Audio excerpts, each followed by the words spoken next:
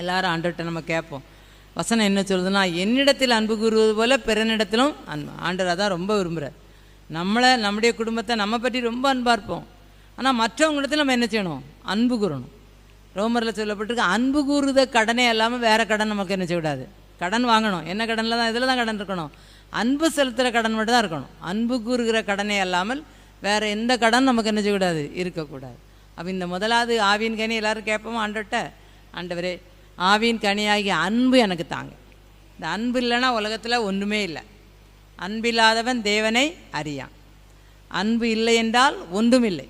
அன்புக்கே ஒரு நிருபத்தில் ஒரு அதிகாரம் முழுவதுமாக பவுல் எழுதி வைத்திருக்காரு அன்புக்கு பற்றியே.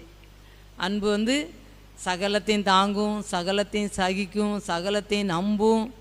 அது அன்பு இல்லைன்னா ஒன்றுமே கிடையாது. நம்ம உலகத்தில் அன்பு இல்லைன்னா ஒன்றும் இல்லைன்னு சொல்லப்பட்டிருக்கு. அப்போ நம்முடைய வாழ்க்கையில் எல்லாருக்கும் என்ன வேணும்? கண்டிப்பாக